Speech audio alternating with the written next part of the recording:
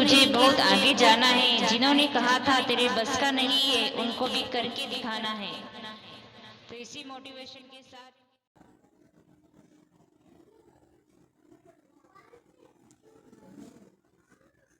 Hello everyone, solution गुरु tricky law channel में आप सभी का बहुत बहुत स्वागत है। मोस्ट वेलकम है। और मैं हूँ एडवोकेट प्रतिज्ञा सिसोदिया। आप सभी के लिए जो सीरीज चल रही है रिवीजन क्लास की, सीआरपीसी रिवीजन क्लास चल रही है यूपी एपीओ के लिए। मैं चाह रही हूँ कि कम से कम टाइम में आपका सारा जो है कंप्लीट हो जाए, सीआरपीसी पूरा कंप्लीट हो जाए, एक बार आपका रिवीजन हो जाए, क्योंकि रिवीजन होना बहुत ज़रूरी है। और इतने कम टाइम में जो बेस्ट ट्रिक मैं बता रही हूँ, वो काफ़ी हेल्प करेगी आपके लिए। मैं फास्ट रिवीजन करवा रही हूँ। इसमें मैंने आपको चैप्टर 17 तक करवा दिए हैं, और अब आज जो चैप्टर 18 से 21 तक हम कंप्लीट कर लेंगे। आज का जो रिवीजन क्लास है ये है जो ट्रायल होती है ना, 4 तरह की ट्रायल होती है। चारों ट्रायल हम आज की इस क्लास में कंप्लीट कर लेंगे। तो 4 तरह की ट्रायल है। 18 में दी है सेशन ट्रायल, 19 में दी है वारंट ट्रायल, 20 में दी है समन ट्रायल, और जो सबसे छोटी वाली ट्रायल है सबसे बाद में दी है, मतलब 21 चैप्टर में 21 में दी है समरी ट्रायल। समरी ट्रायल सबसे छोटा ट्रायल होता है। तो चलिए हम देखते हैं चैप्टर 18 क्या कहता है। चैप्टर 18 में सेशन ट्रायल के बारे में है। यहाँ का जो सेक्शंस का रेंज है वो 225 से तो 237 तक इसका सेक्शंस का रेंज है। 237 तक, 225 से 237 तक सेक्शंस का रेंज इसमें दिया हुआ है सेशन ट्रायल में। तो सेशन ट्रायल कौन करता है उसके बारे में देख लेते हैं। तो मतलब इसमें आप 4 सेक्शंस को साथ में कनेक्ट करके लिख लीजिए, क्योंकि एक तो चीज़ों को छोटा करके याद करना है, और दो दो तीन तीन सेक्शंस को जो एक जैसे सेक्शन है, एक जैसी सेक्शन है, उनको कनेक्ट करके उनका लिंकिंग करके आपको याद करना है, ताकि चीज़ें आसानी से याद हो जाए। तो 4 सेक्शंस को एक साथ लिख लीजिए। कौन कौन सी है वो? 225, 226, 227 और 228, 225, 226, 227, 228। तो ये चारों सेक्शन को साथ में कनेक्ट कर लीजिए, साथ में लिख लीजिए। और जब मैं क्लास रिवीजन करवाती हूँ ना, ये मैं ट्रिक भी बताती जाती हूँ, और आपको नोट पेन जो है नोटबुक पेन लेकर के बैठना है, साथ में बेयर एक्टिव भी लेकर के बैठिए। आप इसको नोट डाउन करते चलिए। तो 225 क्या कहता है? 225 कहता है विचारण का संचालन लोक अभियोजकों के द्वारा किया जाएगा। मतलब इसको मैं इस तरह से सिंपल तरीके से बताती हूँ कि जो जैसे युद्ध का संचालन किया जाता है, वैसे ही जो इस प्रोसीजर का जो संचालन होगा, है ना, जो ट्रायल है उसका जो कंडक्ट करवाएगा, ट्रायल कंडक्ट कौन करवाएगा? पब्लिक प्रोसिक्यूटर करवाएगा, लोक अभियोजक करवाएगा। तो उसके बारे में 225 देता है, 25 में बताया गया है। क्योंकि जो 225 सेक्शन है ना, 225 है तो आप 200 को हटा दी, मतलब 1-2 को हटा दीजिए और सिर्फ 25 रख लीजिए। 25 में भी पब्लिक प्रोसिक्यूटर के बारे में है, मतलब असिस्टेंट पब्लिक प्रोसिक्यूटर के बारे में है, मतलब एपीपी के बारे में। लेकिन यहाँ पर 25 से मतलब है, यहाँ पे मतलब ये पब्लिक प्रोसिक्यूटर के बारे में दिया गया है। आप याद रख सकते हैं, ये ट्रिक है। तो विचारण का संचालन करेगा 225 में लोक अभियोजक, मतलब युद्ध की शुरुआत होगी, यहाँ पर युद्ध कंडक्ट करवाएगा। युद्ध का जो है संचालन पब्लिक प्रोसिक्यूटर करेगा। 226 आता है। 226 क्या कहता है? स्टेटमेंट जो है स्टार्ट होगा। 226 में स्टेटमेंट स्टार्ट होगा। 226 स्टेटमेंट स्टार्ट होना। तो अभियोजन के मामले के कथन का आरंभ होना, मतलब कि युद्ध शुरू होना, युद्ध शुरू हो जाएगा यहाँ से। फिर होता है 227। 227 होता है आरोप रचित करने के पहले का, ये है पार्ट जो है ना, 227 और 228। यहाँ तक मतलब है ना, आरोप फ्रेम नहीं होते, इश्यूज मतलब चार्ज फ्रेम नहीं होते, उसके पहले की बात है ये, चार्ज फ्रेम होने के पहले की बात। तो 227 डिस्चार्ज और उन्मोचन। 227 ये बताता है कि परिणाम क्या होगा, रिजल्ट की बात बताता है 227। ठीक है, युद्ध आरंभ हो गया है तो हार होगी या जीत होगी, तो या तो डिसमिस करा जाएगा या फिर क्या होगा, उसको या तो सज़ा मिलेगी या उसको डिस्चार्ज कर दिया जाएगा। तो इसमें उन्मोचन की बात करता है 227। और 228 क्या कहता है? 228 कहता है आरोप विरचित करना। बस यहाँ पर चार्ज फ्रेम किए जाता है 228, मतलब 227 तक तो चार्ज फ्रेम होने वाली के पहले की प्रोसीडिंग है, चार्ज फ्रेम होते हैं यहाँ पे 228 है। 228 में चार्ज फ्रेम किए जाते हैं, सेशन कोर्ट के द्वारा किए जाते हैं क्योंकि सेशन ट्रायल है, ठीक है। तो इसमें ए नंबर कहता है इसका, सेशन द्वारा विचारणीय नहीं है मामला, तो वो क्या करेगा, तो वो आरोप को विरचित तो कर सकता है ना, वो मतलब आरोप विरचित करेगा लेकिन ट्रायल नहीं करेगा। वो मतलब चार्ज फ्रेम कर सकता है, ट्रायल भी रचित मतलब वो चार्ज जो क्या कहते हैं उसको, आरोप भी रचित कर सकता है लेकिन ट्रायल नहीं कर सकता है। आरोप तो भी रचित कर लेगा कि कौन सी धारा का उस पर आरोप लगा है और कौन कौन सा ऑफेंस उसने किया है, तो ये चार्ज उस पर बना देगा, ये तो वो कर सकता है लेकिन ट्रायल नहीं कर सकता है, ठीक है। अगर मतलब उसके सेशन कोर्ट के द्वारा अगर ट्रायबल नहीं, विचारणीय मामला नहीं है, तो वो चार्ज लगा सकता है, मतलब चार्ज फ्रेम कर सकता है लेकिन ट्रायल नहीं कर सकता इसके बारे में।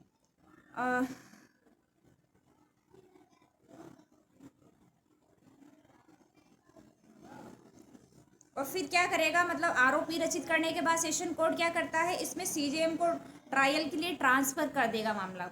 और बी नंबर का ऐसा क्या कहता है, यदि विचारणीय है तो आरोप भी रचित करेगा। अब आते हैं 229, 230 मतलब 230, 231, 232, मतलब 229, 230, 231, 232 ये चार जो है सेक्शंस दी गई है यहाँ पर 229, 230, 231, 232 में।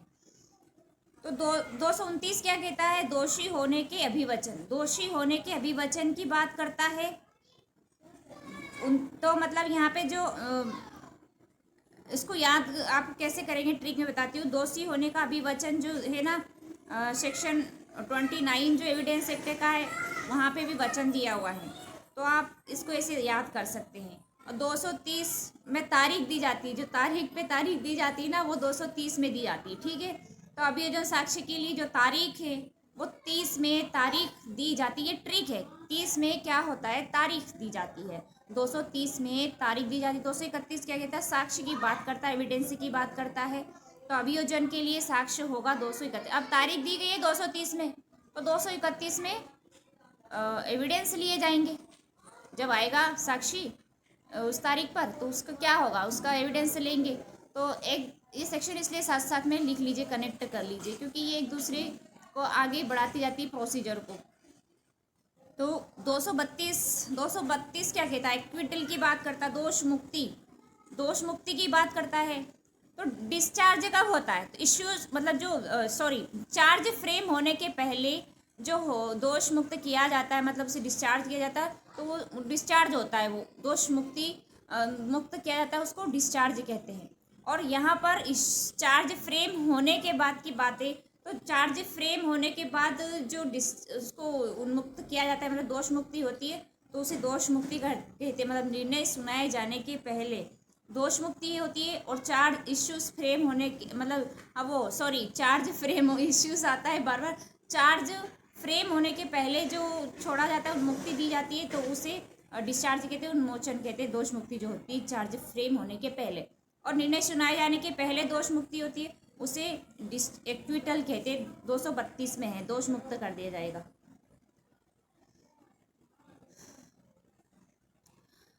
अब आता है 233, 234, 235, 236, चारों सेक्शंस को साथ में कर लीजिए। अभी ब्रेक कर करके लिखेंगे ना 2, 3, 4 सेक्शंस को, तो ये चैप्टर आपको बड़ा नहीं लगेगा, आपको बहुत आसान हो जाएगा याद करना। तो 233 प्रतिरक्षा आरंभ करना, भी अपनी बचाव को आरंभ किया जाएगा, डिफेंस किया जाएगा।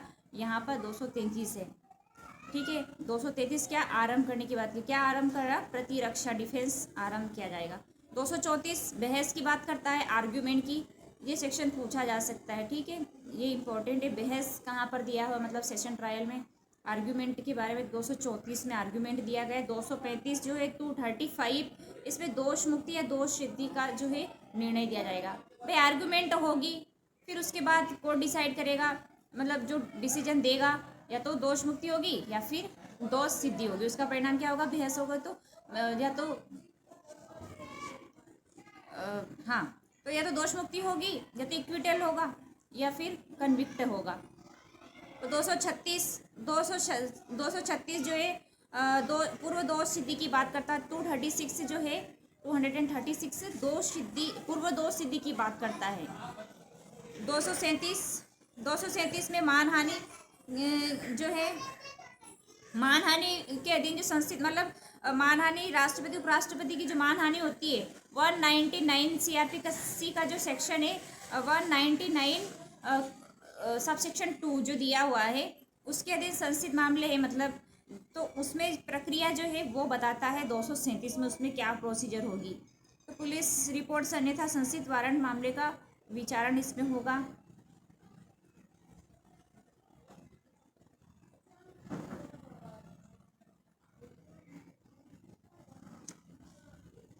अब हाँ, ये हमारा कंप्लीट हो गया है ना, 37 तक हमारा था। तो पहली सेक्शन तो वो लोक अभियोजन मतलब पब्लिक प्रोसिक्यूटर कंडक्ट करवाएगा सबसे पहले, तो वो 225 सेक्शन ये कहता है, शुरुआत करने की बात कहता है। तो संचालन कौन करेगा, तो वो विचारण का संचालन वो 225 में दिया। 237 लास्ट वाला कहता है मानहानि वाले मामले की प्रोसीजर के बारे में बात करता है 237।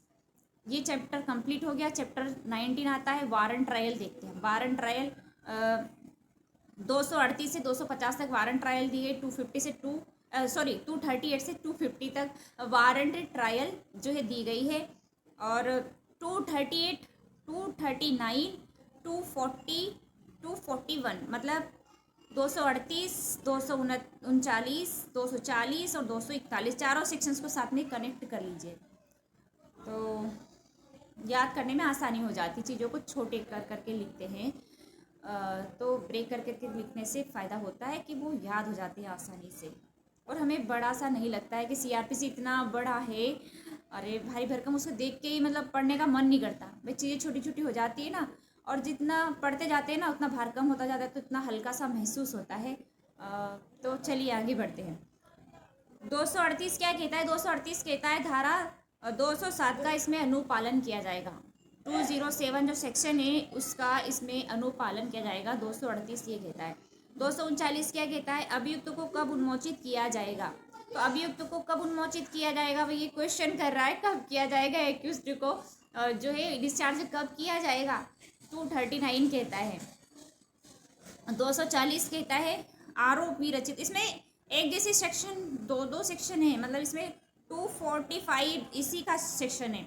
245 वो भी यही बात कहता है कि एक्यूज्ड को कब डिस्चार्ज किया जाएगा, उन्मोचित किया जाएगा। उन्मोचित किया जाएगा 239 उन्मोचित किया जाएगा। तो 240 क्या बात बताता है, 240 बताता है आरोप भी रचित करना। आप 240 आरोप भी रचित करने की बात करता है यहाँ पर वारंट ट्रायल वाले में। और 228 में आरोप भी रचित किया था सेशन ट्रायल मतलब सेशन कोर्ट में, यहाँ पर आरोप भी रचित होगा 240 में। 241 दोषी होने के अभिभाग पर दोष सिद्धि। 241 क्या कहता है, यहाँ पर दोष स्वीकार कर रहा है, वो है ना, दोषी होने का अभिभाग कर रहा है, प्लिया कर रहा है, तो उसके आधार पर दोष सिद्धि यहाँ पर होगी। तो इसमें ठीक है, यहाँ पर ये है साक्ष्य में मतलब इसमें 242 और 243 242 और 243 सेक्शन हम देखते हैं। 243 और 242-43 दोनों को साथ में कनेक्ट कर लिए, दोनों एक जैसी सेक्शन है। तो अब 242 कहता है अभियोजन के लिए साक्ष्य, दोनों सेक्शंस में एविडेंस की बात है, दोनों सेक्शंस में एविडेंस की बात है, इसलिए दोनों को साथ में लिख लीजिए, कनेक्ट कर लीजिए। तो 242 अभियोजन के लिए साक्ष्य की बात करता है, मतलब प्रोसिक्यूशन के लिए जो एविडेंस होगा उसके बारे में 242 बताता है। 242 तो विक्टिम की ओर से जो दिया जाता है मतलब उसके बारे में बात बताता है। और 243 प्रतिरक्षा का साक्ष्य, डिफेंस का जो एक्यूज्ड की ओर से दिया जाता है। डिफेंस कौन एक्यूज्ड करता है, तो डिफेंस के लिए साक्ष्य जो है 243 में है।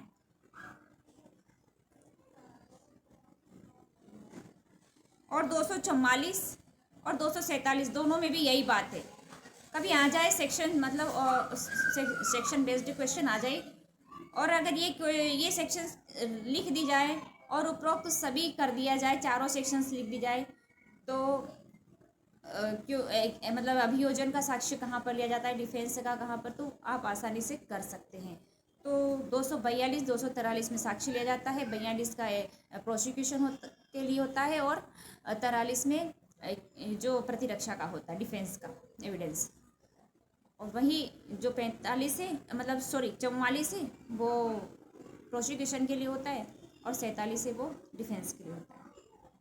248 में आते हैं, 248, 249, 250, 248, 249, 250, तो तीनों सेक्शंस को साथ में कनेक्ट कर लीजिए।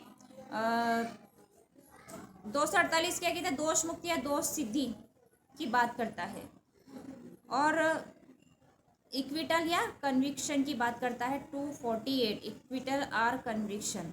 249 क्या बात करता है, 249 कहता है परिवादी की अनुपस्थिति की बात करता है। परिवादी की मतलब जो कंप्लेनेंट है उसकी अनुपस्थिति की बात करता है।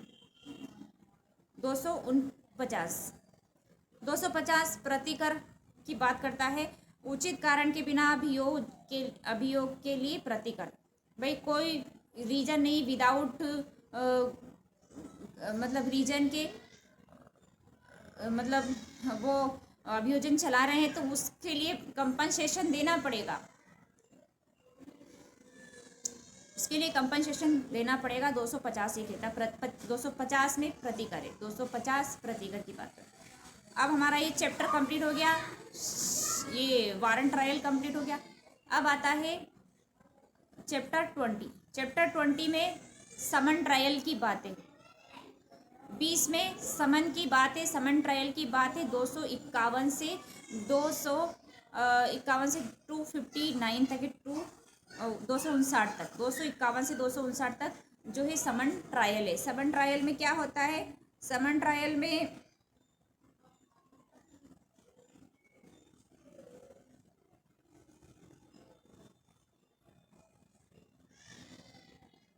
हाँ 251, 252, 253 तीनों सेक्शंस को साथ में कनेक्ट कर लीजिए। तो इसमें अभियोग का सारांश बताया जाएगा। 251 ये कहता है कि कौन सा उसने मतलब अभियोग का सारांश उसको बताया जाएगा, यहाँ पर 251 है। 252 दोषी होने के अभिभाग पर दोष सिद्धि की बात है। भाई एक्यूज्ड को बता दिया कि तुम पर ये चार्ज लगा है, तुमने ये ऑफेंस किया है, तो या तो वो स्वीकार कर लेता है। अगर स्वीकार कर लेता है और खुद कहता है, प्लिया करता है कि भाई हाँ मैं दोष स्वीकार करता हूँ, तो फिर उसके आधार पर उसे दोष सिद्ध किया जाएगा। तो अगली सेक्शन 52 ये कहती है। 253 क्या कहती है, 253 कहती है छोटे मामले में अभियुक्त की अनुपस्थिति में दोषी होने के अभिभाग पर दोष सिद्धि। मतलब छोटे मामले हैं, एक्यूज्ड अनुपस्थित है, उसमें दोष सिद्धि होगी। कैसे होगी उसकी प्रोसीजर यहाँ बताता है। 253 ठीक है, छोटे मामले में अनुपस्थित है तो। और 257, 258, 259, 257, 258 और 259 तीनों सेक्शंस को साथ में कनेक्ट कर लीजिए, क्योंकि ये जो एक जैसी सेक्शन है ना उनको साथ में कनेक्ट कर लीजिए, एक दूसरे को एक्सप्लेन करती हुई चलती है। आगे बढ़ने से पहले मैं आप लोगों से हर बार यही बात कहती हूँ, अभी भी यही कहूँगी, अगर आप लोगों को अच्छा लग रहा है, हेल्पफुल लग रहा है वीडियो ये क्लास, तो आप प्लीज़ एक लाइक ज़रूर करिए, नए चैनल पर सब्सक्राइब कर लीजिए एंड बेल आइकन को प्रेस कर दीजिए, ताकि जितने भी रिवीजन क्लास के वीडियोस मैंने बनाए, जितने भी रिवीजन क्लास है, आपके पास हर क्लास का नोटिफिकेशन पहुँचे और आने वाली क्लास का भी नोटिफिकेशन आप तक पहुँचे। एविडेंस एक्ट में कल कंप्लीट करवा दूँगी, कल नहीं तो 18 तारीख में आपको कंप्लीट करवा दूँगी एविडेंस एक्ट, एक ही दिन एक ही क्लास में। ओके, तो चलते हैं, आगे बढ़ते हैं।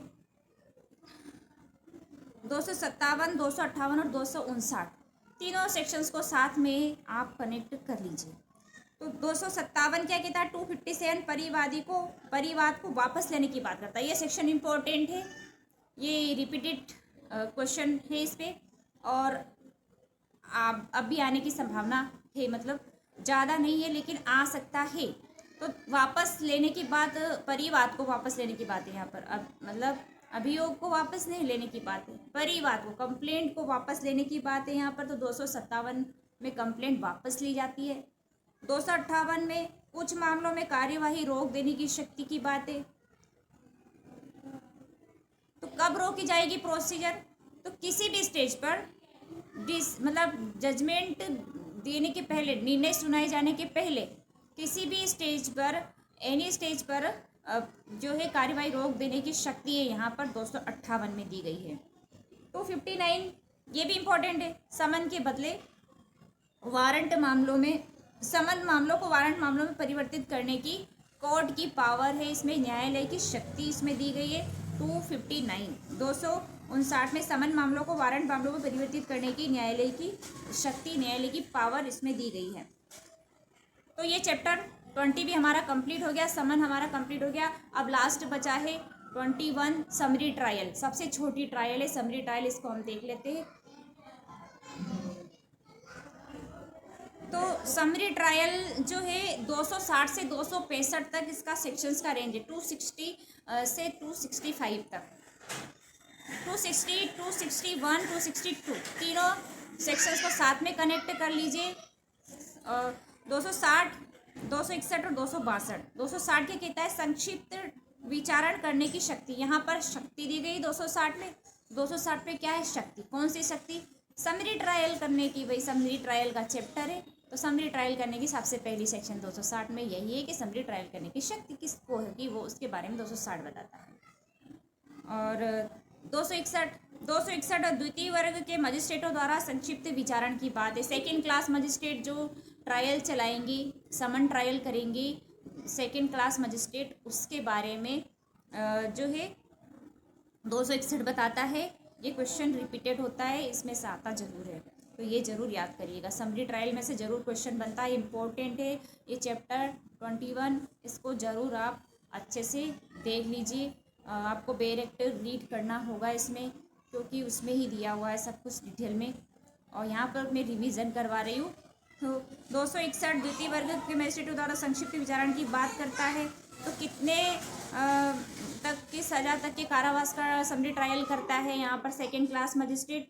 तो 6 महीने तक का कारावास जुर्माने सहित या रहित या ओनली फाइन वाले जो मामले हैं उनका समरी ट्रायल करता है। कितने? 6 मंथ वाले कारावास की सजा है, जिसमें या जुर्माने सहित या रहित या ओनली फाइन वाले जो मामले हैं उनका summary trial second class magistrate करता है। इसके बारे में 261 सेक्शन बताता है। 262 क्या बताता है? संक्षिप्त विचारण की प्रक्रिया, प्रोसीजर। अब आगे दी 262 जो बता रहा है 262 समरी ट्रायल की प्रोसीजर। 60 में शक्ति हो गई समरी ट्रायल करने की, 61 में सेकेंड क्लास मजिस्ट्रेट की बात बताता है, और 262 जो है संक्षिप्त विचारण करने की प्रोसीजर बताता है। क्या प्रोसीजर होगी? तो फर्स्ट इसका कहता है समन प्रक्रिया का पालन किया जाएगा।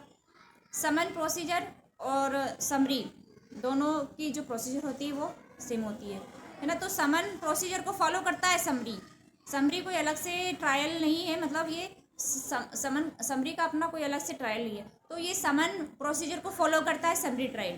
तो सेकंड क्या कहता है? इसमें 3 महीने तक की सज़ा का कारावास इसमें दिया जाता है। मैक्सिमम कितना होता है? 3 महीने, ठीक है। ओनली 3 महीने तक का इसमें अधिकतम सज़ा, मैक्सिमम 3 महीने की सज़ा होती है। इम्पर्समेंट कितना होता है? 3 मंथ का, ये याद रखिएगा समरी में। इसके बाद 263 आता है। 263 आता है संक्षिप्त विचारणों में अभिलेख, जो रिकॉर्ड किए जाते हैं समरी ट्रायल में जो एविडेंस वगैरह जो रिकॉर्ड किए जाते हैं समरी ट्रायल को, तो उसमें जो रिकॉर्ड होता है 263 में होता है। तो उसमें क्या क्या लिखा, मतलब क्या क्या उसमें रिकॉर्ड किया जाता है? एक तो उसमें क्रम लिखा जाता है, तारीख, अपराध की रिपोर्ट या परिवाद की तारीख, ये सब लिखी जाती है। 264 क्या है? निर्णय की बात करता है। 265 अभिलेख और निर्णय की भाषा की बात करता है।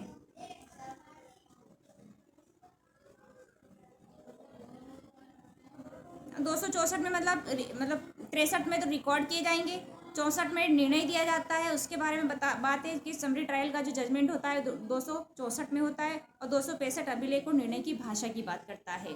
तो ये हमारा जो है चारों ट्रायल कंप्लीट हो गए हैं, और इसमें मतलब फास्ट रिवीजन करवाया है। आई होप आप लोगों को अच्छा लगा होगा, हेल्पफुल लगा है वाकई, तो आप एक लाइक ज़रूर करिएगा। और अगले जो वीडियो है हम 10 चैप्टर कल कंप्लीट करवा देंगे। 10 चैप्टर नहीं, मतलब बनते कोशिश कल पूरा CRPC बाकी का जो बचा है वो कंप्लीट करवा देंगे। और उसके बाद जो 18 तारीख है उसमें हम आपको एविडेंस से कंप्लीट करवा देंगे। ठीक है, थैंक यू सो मच। मिलते हैं नेक्स्ट वीडियो में, तब तक के लिए टेक केयर, बाय बाय।